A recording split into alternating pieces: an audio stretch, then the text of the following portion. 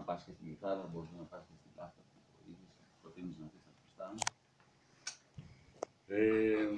Το πάλεψες πολύ ωραία. Βέβαια, πώς το λέω, ο γιο μου λένε, παλιός γάιδαρος καινούργια προπατησιά δύσκολα μαθαίνει. Λοιπόν, με τις λεπτομέρειες εκεί, στα όργανα είχαμε ένα θέμα, αλλά το έφερες πολύ πολύ όμορφα. Μια πολύ σχεδής ελληνική προσωπικότητα, θα τον ακούσουμε σε δικά του κομμάτια. Βέβαια, τα ακουστά μας ενδιαφέρουν εμάς. Για πες εσύ, Περίκλη. Εγώ καταρχήν θα ήθελα να πω ότι εκτός από δικά μου κομμάτια, δηλαδή συνθέσεις, ο καθένας από εδώ πέρα μέσα, και η Σοφία και ο Παντελής και ο Νίκος και ο κ. Παύλου έχουν προσφέρει, δηλαδή δεν είναι μόνο δικό μου αυτό το πράγμα. Δηλαδή στο δεύτερο κομμάτι που θα σας παίξω έχει διαμορφωθεί και από μένα και από τον κύριο Παύλου. Διαμορφώθηκε σαν σύνθεση, σαν αποτέλεσμα. Και στα υπόλοιπα κομμάτια, εκτός από το τελευταίο κομμάτι που θα παίξω, είναι ένα καλαματιανό στο Παντελέκι, αυτό ήταν κατασταλαγμένο.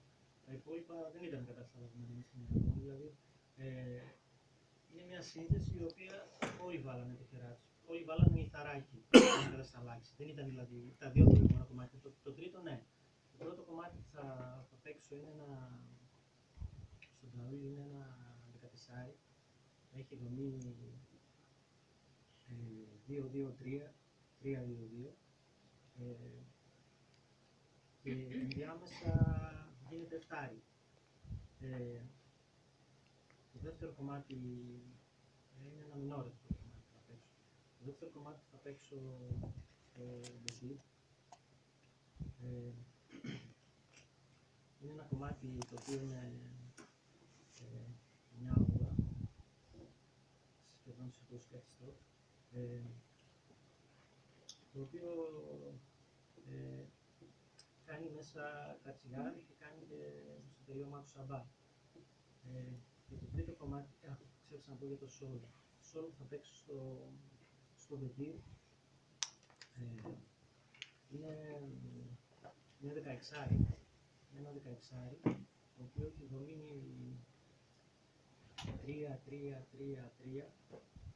3-3-3-3-2-2. Το τρίτο κομμάτι που θα παίξω στο Παντελέκι είναι και αυτό ένα μινόρε, το οποίο είναι 7 όγδοα μέσα.